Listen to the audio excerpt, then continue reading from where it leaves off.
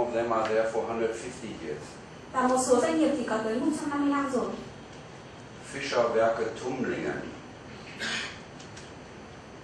You all have heard of these little Dübel because you are all using these little things when you try to build something in your house. They are coming from a little place in Germany called Tumlingen. Và có một vật liệu rất là nhỏ khi mà chúng ta xây nhà và chúng ta đều biết về vật liệu này. You would expect if they would be Americans that they would move to Frankfurt or Munich or Berlin or Hamburg into poshy houses, into skyscrapers. Và họ hy vọng rằng là sản phẩm này của họ sẽ được sử dụng ở Berlin, ở London và được sử dụng trong các tòa nhà cao tầng. No, they don't do that. They would have the money to even buy 5 skyscrapers, but they prefer staying in Tumlingen, in their village. Và thậm chí họ còn có đủ tiền để mua những tòa nhà cao 5 tầng nhưng mà họ không thích điều đó. Em sẽ giải thích lại cái ý của bác đây ạ. Tức là bác đưa ra một ví dụ về cái công ty về xây dựng rất là nổi tiếng của Đức mà cái sản phẩm này nó đã được sử dụng để xây dựng rất là nhiều các cái tòa nhà trong trời trên thế giới ở các thành phố như là ở Munich hay ở Berlin hay ở các nước khác hay ở các nước khác.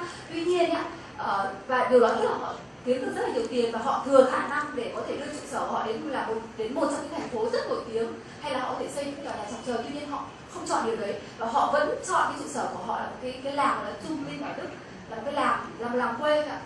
Tức là vâng ạ, đấy bác muốn chia sẻ điều như vậy.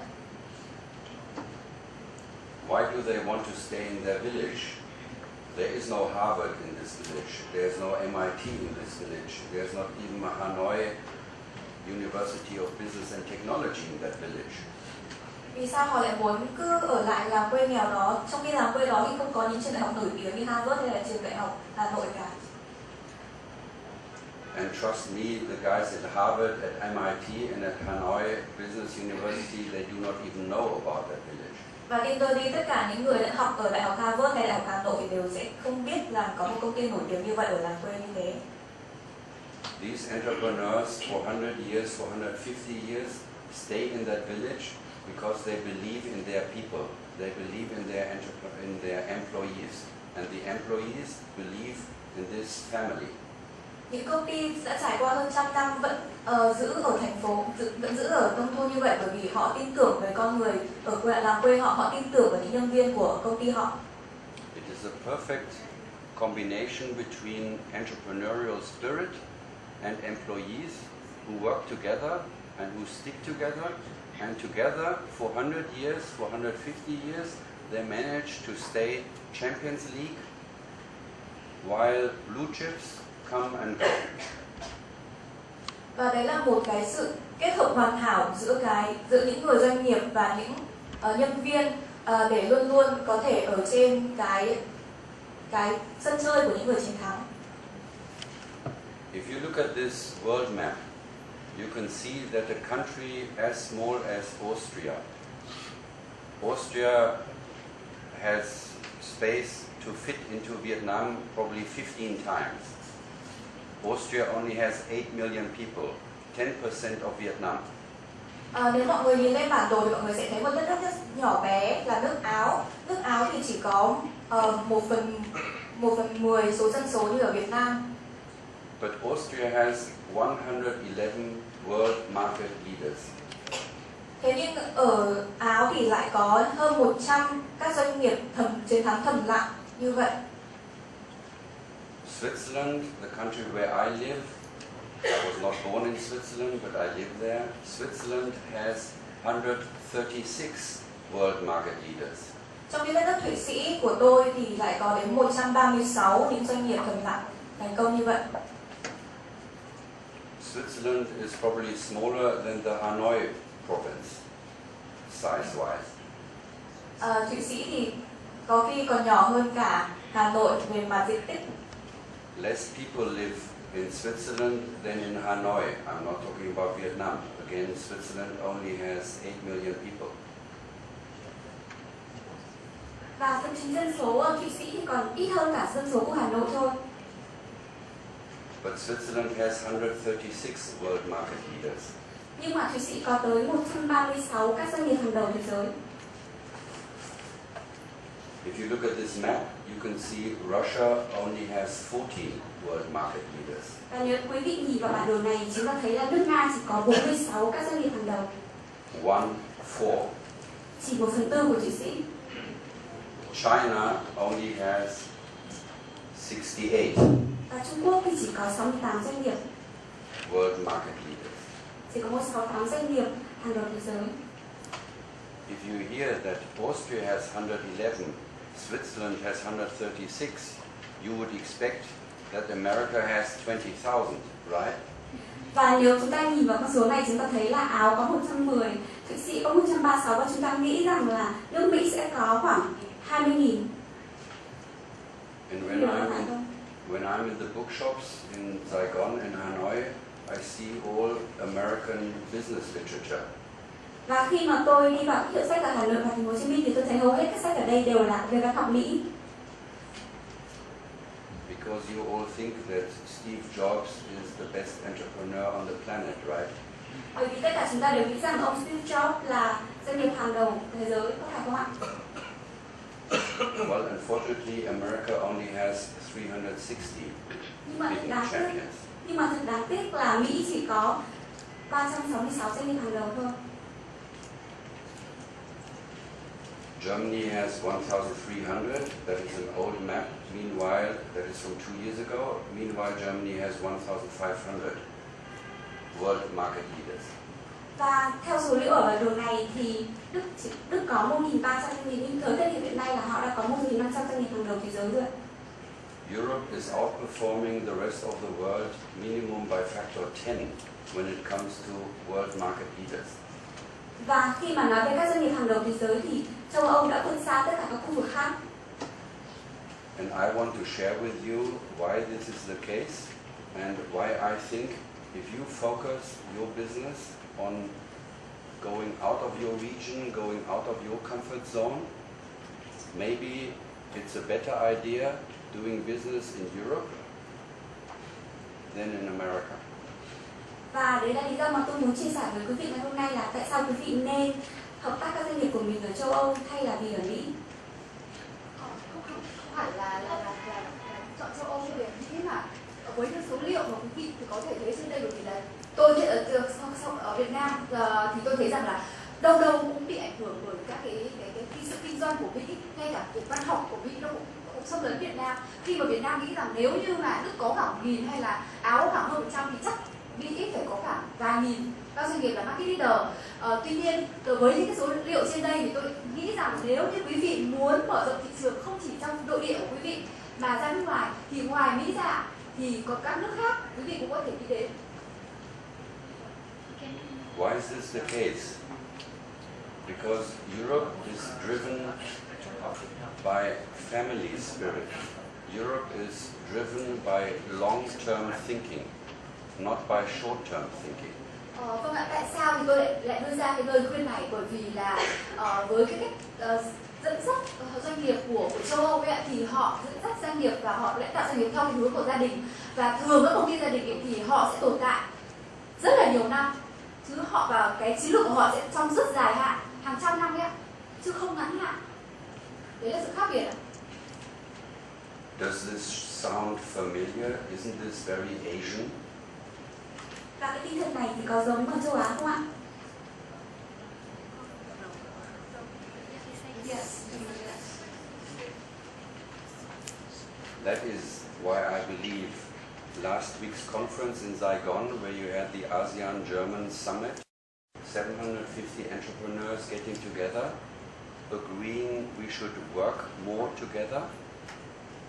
Đó là lý do vì sao mà tôi tin rằng là vào hội thảo tuần trước ở Sài Gòn có tới 700 doanh nghiệp Việt Nam và họ sẽ đều tin về vấn đề này. That is why I think that the way how you do business, the way how you tick, the way how you respect your grandparents, the way how you treat your kids has something very much in common as we do in Europe. Và tôi nghĩ rằng là sẽ rất có điểm chung giữa chúng ta và các doanh nghiệp ở châu Âu về cách mà chúng ta tôn trọng cha mẹ ông bà của mình, cũng như là cách chúng ta đối xử với con cái của mình. It is about sharing, right? Đây là vấn đề chia sẻ. In families, we have a fundamental principle of sharing. Trong gia đình chúng ta có một nguyên tắc rất quan trọng, đó là chia sẻ. If you want to be successful as business leader and you don't have a spirit of sharing, you get nowhere. Nếu mà quý vị có muốn trở thành một doanh nghiệp hàng đầu nhưng chúng ta lại không có tinh thần chia sẻ trong gia đình thì chúng ta sẽ không bao giờ thành công được. If you don't create an atmosphere in your company of sharing, you will miss opportunities. You will not spot all the innovations, the new things which are possible with your own team, because you don't have an atmosphere of sharing. Nếu như trong công ty chúng ta không có tinh thần chia sẻ thì chúng ta sẽ không thể có được những ý tưởng về đổi mới của tất cả thành viên trong công ty. Let me give you an idea or an example. Everybody knows IBM, right? Và hãy để tôi đưa ra một ví dụ, tất cả chúng ta đều biết công ty IBM đúng không ạ? How many of you know SAP, the software company?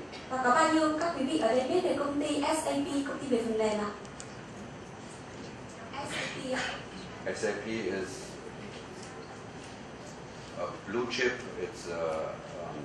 It's a giant as IBM. Và SAP thì cũng về các con chip và cũng lớn như IBM. SAP is the main competitor of Oracle. Larry Ellison. Who knows Larry Ellison? Who knows Oracle? Và ai biết công ty Elearning không ạ? So why don't you know SAP? Thì tại sao mọi người lại biết SAP ạ? You need to read different newspapers. Chúng ta cần phải đọc nhiều tờ báo khác nhau ạ. Well, the point is SAP should never exist. Và có một lý do là SAP sẽ không bao giờ tồn tại được. Why? Tại sao ạ? Because SAP were 5 people, and these 5 people were all employees of IBM. Bởi vì là SAP tất cả chỉ có 5 thành viên và 5 thành viên này đều là nhân viên của IBM ạ. They had an idea, and they shared that idea with their boss at IBM. Và họ có những ý tưởng của mình, họ chia sẻ với sếp của mình ở IBM ạ. And the boss responded, "It's not your job having ideas. Continue with your work." Và sếp đã trả lời gì quý vị biết không ạ? Sếp trả lời là không phải là công việc của anh đưa ra những ý tưởng, hãy tiếp tục công việc của mình đi. And they insisted, and they said, "But this idea can move IBM to the next level." Nhưng họ vẫn tin rằng là những ý tưởng này sẽ giúp IBM tiến triển hơn ạ. But the boss still said, "It's not your job having ideas. Do your work." Nhưng mà sếp thì vẫn phủ nhận ý tưởng của họ và yêu cầu họ quay trở lại công việc của mình chứ không phải là đưa ra ý tưởng. And they said, "We had these ideas in the afternoon. It was not during working time." Và họ nói rằng là những ý tưởng này xuất hiện sau buổi chiều chứ không phải là trong giờ làm việc. Can we still present these ideas to the top management? Và chúng ta cần phải đệ trình những ý tưởng này lên ban quản lý cấp cao ạ. After 4 weeks of trying and keeping an idea as IBM employees within the IBM universe, guess what these 5 people did? Và chỉ sau 4 tuần cố gắng đệ trình cái ý tưởng này lên IBM thì quý vị đoán xem là họ đã làm gì ạ? They left IBM. Họ đã rời IBM ạ. They started SAP. Và họ đã bắt đầu thành lập SAP ạ. Each of these 5 are multi-billionaires. Và mỗi một trong 5 thành viên này đều là những siêu tỷ phú ạ. They buy soccer clubs, whatever they want, all your dreams. You don't know them, you should get to know them, but basically they move the market, not only in their industry, but Hasso-Plattner, for instance, if you try to do anything in your segment without SAP, you don't get anywhere. Và họ đã tăng sản phẩm của họ ở khắp mọi nơi và sản phẩm của họ trở thành một yếu tố rất quan trọng. Nếu như chúng ta, công ty của mình về phần mềm mà mình không sử dụng sản phẩm của SAP thì chúng ta sẽ không thành công được. The world is full of these examples. Và trên thế giới còn rất nhiều những câu chuyện tương tự như thế ạ. Most of them are former American companies because they don't know how to keep people together. Và hầu hết là các câu chuyện này thì đều đến từ nước Mỹ bởi vì họ không biết cách làm thế nào để kết nối mọi người. they don't have this long-term thinking. It is an American invention that every company has to announce results every 3 months. Và họ không có những ý tưởng mang tính dài hạn, mỗi công ty đều phải có những ý tưởng trong mỗi 3 tháng. If you have to publish your results every 3 months, how can you be in a long-term thinking? Và nếu mà quý vị chỉ có thể đưa ra ý tưởng của mình trong 3 tháng thì làm sao mà chúng ta có thể có những tầm nhìn dài hạn được ạ? So there's a structural reason why in America you only have 360 hidden champions, world market leaders. Và đó là lý do mang tính hệ thống hơn, vì sao nước Mỹ chúng ta chỉ có 366 các doanh nghiệp hàng đầu thế giới. So let me close this first section about innovation by trying to come up with something which is not about technique or about IT or innovation. It is more a structural approach. Và hãy để tôi xin kết luận cái phim đầu tiên về giới thiệu đổi mới ở đây. Tôi sẽ không đưa ra những kỹ năng mà tôi sẽ giới thiệu về cái phương pháp mang tính hệ thống hơn. I highly recommend that you start organizing like you do. You know, once a month you share ideas. Whether you do it once a month, whether you do it once a year, I don't care how you do it. But as business leaders, as those who try to reach out to market, it is not about doing more, doing things faster. It is rather a question of slowing down. Take your time to be able to be focused and start to listen to your employees, because your employees are the ones who have the best ideas. Và tôi cũng muốn xin quý vị hãy bắt đầu đưa ra những ý tưởng. Vấn đề quan trọng ở đây không phải là các quý vị đưa ra ý tưởng hàng tháng hay hàng năm, mà hay là phải tăng tốc độ, mà chúng ta quan trọng ở đây là chúng ta cần phải giảm chậm lại tốc độ của nó và tập trung vào những ý tưởng mà nhân viên của mình đưa ra, lắng nghe những ý tưởng của nhân viên ạ. Why am I in Vietnam? Tại sao tôi lại ở đây ở Việt Nam ạ? I'm not here for a visit. Tôi không đến đây để thăm Việt Nam đâu ạ. I'm not here to give a speech. Tôi cũng không đến đây để phát biểu đâu ạ. I'm a colleague of yours for 3 years now. Và tôi đã là đồng nghiệp của quý vị trong 3 năm rồi ạ. We do business in Vietnam since 2012. Chúng tôi đã bắt đầu hoạt động ở Việt Nam từ năm 2012 ạ. Why? Tại sao ạ? Because of these two guys. Bởi vì hai nhân viên ở đây ạ, hai nhân vật ở đây ạ. Because I think you have a lot of hidden champions in Vietnam. Bởi vì tôi nghĩ là ở Việt Nam có rất nhiều doanh nghiệp đáng thành công nhưng mà họ vẫn chưa xuất hiện ạ. Họ vẫn chưa được thế giới biết đến ạ. You have people who are able to think out of the box like Vu and Tong. Và Việt Nam có những con người có thể đưa ra những ý tưởng lớn vượt qua tầm thế giới như là ông Vũ và ông Toàn đây, ông Tống ở đây ạ. Who are trying things differently, who are not going every day the same road, who are seeing another road and then they go the other road, just trying. Và họ đang cố gắng để đưa ra những ý tưởng khác mọi người, họ đang cố gắng để vượt lên tầm của quốc gia. And sometimes these two, they even go somewhere where is no road, as you know them. Và đôi khi những người này còn cố gắng đến những nơi mà không ai biết họ. They try. Và họ cố gắng ạ. And when they try, often they don't know whether it is working, but they try.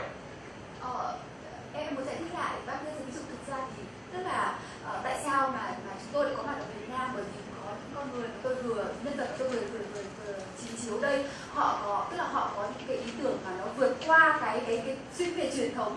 Tức là thay vì chúng ta sẽ chỉ đi trên một con đường duy nhất, thì những người này người ta đang nghĩ rằng chúng ta sẽ có con đường thứ hai. Thì nếu chỉ có ý tưởng thứ hai, chúng ta hãy thử. Quý vị cũng biết là anh Vũ lại không phải lúc nào anh thành công. Đã có những lúc mà anh Vũ này anh đi sang con đường thứ hai và anh tìm thấy rằng là không có con đường để anh đi tiếp. Tất nhiên, tuy nhiên thì hãy thử thất bại và chúng ta sẽ tìm được những cái gì đấy. Cái đấy chính là sự đổi mới ạ. They convinced me to come to Hanoi the first time 2011. Vâng ạ, những người mà tôi vừa nói, trao đổi, chia sẻ với quý vị đấy là những người mà thuyết phục tôi hãy đến Hà Nội vào năm 2011 ạ. because they said, you have no idea how dynamic and how vital the Vietnamese thinking is, and that it is so different to what you experience in China. Vâng ạ, họ nói với tôi rằng là ông không thể tưởng tượng được rằng là cái sự năng động và sự năng động, sự sáng tạo và những cái đặc điểm mà ông sẽ không thể nghĩ được trong những cái trải nghiệm của ông về con người Việt Nam, họ khác xa so với Trung Quốc. And they were right. I came September 2011 and I was blown away. Vâng ạ, và những người này thì họ đã nói rất là đúng ạ. Và vào cái thời điểm vào tháng 9 năm 2011 khi tôi đến Việt Nam thì đúng là những cái ý tưởng trước đó, những cái trải nghiệm trước đó, những cái suy nghĩ trước đó của tôi về Việt Nam và về Hà Nội nói riêng thì hoàn toàn biến mất. And what convinced me was on one hand the way how entrepreneurs in Vietnam are discussing problems and trying to find solutions. That was one thing what caught my attention. Vâng ạ, có một vấn đề mà tôi rất là chú ý đến, đó là cái cách mà những doanh nghiệp của Việt Nam họ thảo luận, họ tìm ra những cái vấn đề khó khăn và họ cùng tìm ra giải pháp. Thì cái cách đấy, cái phương pháp đấy và cái hình ảnh đấy thực sự là gây ấn tượng mạnh đối với tôi ạ. But what really convinced me was looking into the eyes of the people on the street when they drive with their motor scooter in the traffic. Vâng ạ, và một cái ấn tượng thứ hai đối với tôi và ấn tượng không nhỏ với tôi, đó là khi mà tôi nhìn vào đôi mắt của những người tham gia giao thông, những người mà đi xe máy ạ, họ di chuyển tham gia giao thông ở trên đường ạ. Because there are two ways of doing that. Bởi vì là họ buộc phải làm điều đó và họ tức là tôi cảm nhận được những cái tâm trạng hay là những cái suy nghĩ của họ khi mà họ tham gia giao thông và khi họ lái cái xe máy đấy ạ, trong mắt của họ. You can be very focused and scared because you can do an accident. That is the way our guys are on motor scooters in the rest of the world. Vâng ạ. Khi mà quý vị cũng biết là khi quý vị đi xe máy thì là quý vị sẽ phải với một cái tình hình giao thông như ở Hà Nội hay ở Việt Nam nói chung thì quý vị rất là tập trung. Nếu không quý vị sẽ bị tai nạn. The way how you are driving your motor scooters, you have a smile. You talk to each other. It seems to be just part of your life. You drive, but you do something on top. There's something going on. Vâng ạ, cái cách mà quý vị tham gia giao thông mặc dù rất nguy hiểm như thế nhưng mà quý vị vẫn mỉm cười, thậm chí quý vị còn có thể trao đổi với nhau trong quá trình đấy, thì đấy là một cái phần trong cuộc sống của quý vị và quý vị cảm thấy thực sự là thoải mái cái điều đấy ạ. And I wanted to learn what is behind this because to me it was amazing. Vâng ạ, và thực sự thì tôi rất là muốn tìm hiểu là cái sự vậy thì đằng sau cái hình ảnh đấy thì thực sự nó nói lên điều gì ạ? Tôi thực sự muốn tìm hiểu về điều đấy. The problem is that I was not aware about your amazingness, about your spirit, about your energy. Nhưng điều quan trọng là tôi lại không biết về những cái điều tuyệt vời đấy của các bạn. And the explanation is here. Và đây chính là lời giải thích ạ. Quý vị hãy lên bản đồ đi ạ. We are not going to stand up and sing the American hymn. Chúng ta thấy là bản đồ Việt Nam rất nhỏ so với cái của Mỹ đúng không ạ? Which, by the way, the Americans are doing that with their children. In every kindergarten, they stand up with 2-year-olds, 3-year-olds, and they sing the national hymn, that they are the best. Can you imagine? Và ở Mỹ ạ, ngay cả khi những đứa trẻ chỉ 12 tuổi trong nhà trẻ chúng đã được dạy là họ là những người hàng đầu thế giới ạ. To me, there's one of the explanations why the Americans are not the best. Because if you make little kids sing at the age of 2 that you are the best, you are losing being hungry, you are losing trying. Because if you tell little kids that they are already fantastic, they stop learning. Và tôi có một lý do, đó là nếu như những đứa trẻ chỉ 12 tuổi mà được giải thích rằng họ là những người hàng đầu thì chúng sẽ không thể tiếp tục cố gắng được nữa. When I came home from school with something from my teachers and it was a good mark, my father was never accepting it. My father was reading it and he was saying, well, they give you the best note, but for me it's maybe just a 4. Và hồi tôi đi học thì khi mà tôi mang điểm tốt về nhà, bố tôi không bao giờ khen tôi, mà bố tôi đọc lại bài và nói rằng là cô đưa cho điểm tốt như thế nhưng mà đáng lẽ con chỉ được 4 điểm thôi. You can do better, Roland. Và Roland, con có thể sẽ làm tốt hơn. When I did research in why Vietnamese who had to flee out of Vietnam 40 years ago and they came to Germany, and you know we had two Germanys, we had a West Germany and we had an East Germany. If you study the success of these Vietnamese families, which is remarkable, it is 10 times higher, this success of Vietnamese families, than Turkish families, families from Iran or any other places. There's just one group which is of an extreme high success rate, which is coming from Vietnam, and they were successful in East Germany as well as in West Germany. And you know why? Và khi mà tôi làm nghiên cứu về những người Việt Nam phải sơ tán khỏi Việt Nam 40 năm trước khi mà họ đến nước Đức, thì hầu hết là họ là một nhóm các doanh nghiệp rất thành công gấp 10 lần so với các doanh nghiệp khác của Thổ Nhĩ Kỳ hay là Ấn Độ khi mà đến Đức. Và quý vị có biết lý do vì sao không ạ? Because the mother who arrived in Germany safe with her 4 kids, the husband died. The mother told her 4 kids, you can do better. Bởi vì khi một gia đình đến Việt Nam, trong một gia đình có người mẹ và 4 đứa con, và người mẹ nói với những đứa con là các con có thể sẽ làm tốt hơn. When her kids were mistreated in German schools, the mother didn't say, you poor kids. The mother said, try better.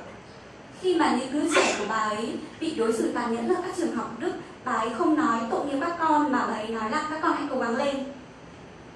Don't complain. Không được phàn nàn.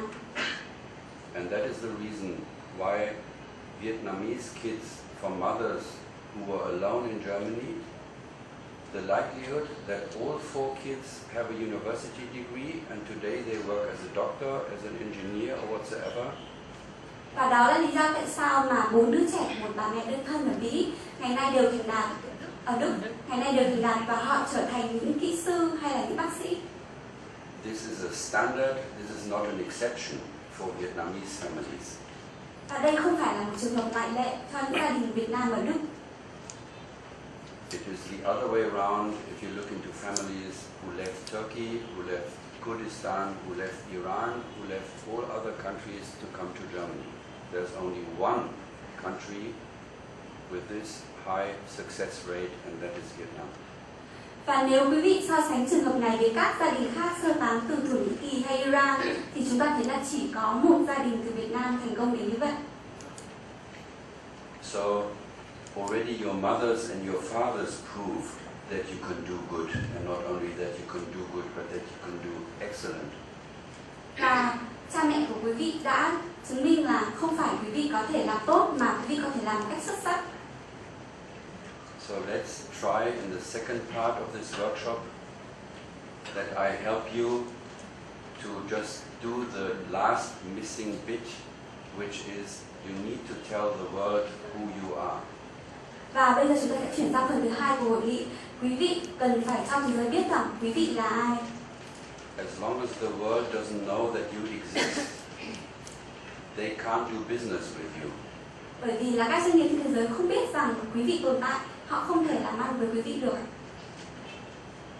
And that is this map. This map is the way how America, your big market, the market you are dreaming of, how you are visible in this market. Và như quý vị nhìn vào bản đồ này ạ, đây là bản đồ của Mỹ và nó thể hiện rằng là Mỹ là một thị trường rất rộng lớn và quý vị, tầm nhìn của quý vị ở đâu, độ xuất hiện của quý vị ở đâu trên bản đồ này ạ? Rất nhỏ đúng không ạ?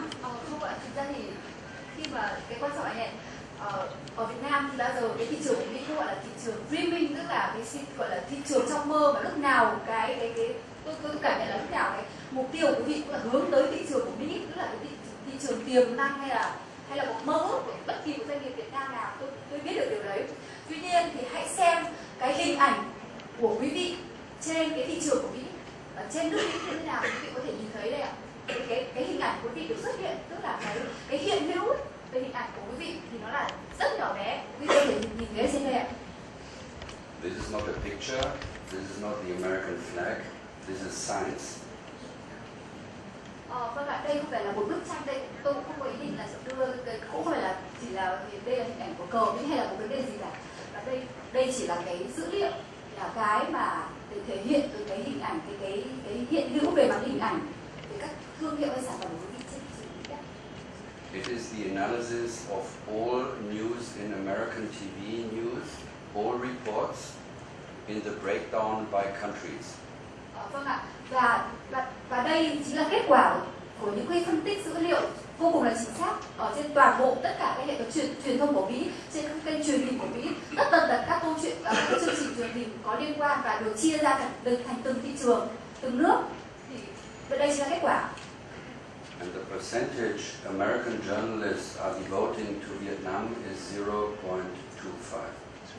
Vâng ạ, và cái phần trăm, cái tỷ lệ mà các cái nhà báo hay là những cái người làm truyền thông của Mỹ người ta nói về Việt Nam, hay người ta hay có ý định và mong muốn nói về Việt Nam thì quý vị có biết là bao nhiêu ạ? 0,25%. Not in one week or one month, but analyzing American TV news day by day for years. Vietnam has 0.25% importance. Vâng ạ, và điều quan trọng là như này ạ. Chúng tôi không phân tích dữ liệu của một năm, một tháng hay là một ngày hay trong một cái thời gian xác định nào, mà chúng tôi phân tích dữ liệu ngày này qua ngày khác trong nhiều năm, và kết quả là như thế này ạ, là tỷ lệ là chỉ là chiếm 0,25% trong số những cái truyền thông của Mỹ người ta nhắc đến Việt Nam kìa. So if you try to understand why is it so difficult to sell your products in America, here is your answer. Vâng ạ, và một khi quý vị thấy rằng có câu hỏi rằng là tại sao mà cái sản phẩm của mình lại rất là khó tiếp cận hoặc là rất là khó bán ở thị trường của Mỹ, thì đây chính là câu trả lời ạ. The person who is not visible is not existing, and somebody who is not existing, you don't do business with. Vâng ạ, một điều rất là dễ hiểu là một người mà không hiện hữu thì đương nhiên là không tồn tại, và một khi không tồn tại hay người khác không biết đến thì là bằng cách nào người ta có thể giao dịch với mình, người ta có thể thực hiện các cái công việc cái kinh doanh với mình được ạ. That is the reason when the Vietnamese president came to America last summer, he was meeting President Obama, no problem. He had other meetings, no problem. The problem is his meeting had no impact. Vâng ạ. Và đó cũng là lý do tại sao mà năm ngoái thì là lãnh đạo của Việt Nam, chủ tịch của Việt Nam có thăm Mỹ. Vâng ạ. Trong cái chuyến thăm này thì là có gặp tổng thống Obama, đúng không ạ? Có thể gặp tất cả các cái như là các bộ trưởng hay là những cái quan chức rất là cấp cao của Mỹ, không vấn đề gì cả. Tuy nhiên cái quan trọng là cái cuộc gặp này nó mang lại tác động là gì? Gần như là không có tác động gì sau đó. Don't get me wrong, he was signing all the contracts they had prepared. Everything was done as always. As Obama treats every other state president. It has nothing to do with Vietnam. When I talk about impact, I mean something on top, something which helps you do your business. Vâng ạ, quý vị đừng nói với tôi rằng là đâu các hai bên lãnh đạo cấp cao hai nước có ký các cái thỏa thuận cơ mà. Tôi hoàn toàn đồng ý ạ, họ có ký các thỏa thuận, họ ký rất là nhiều các thỏa thuận và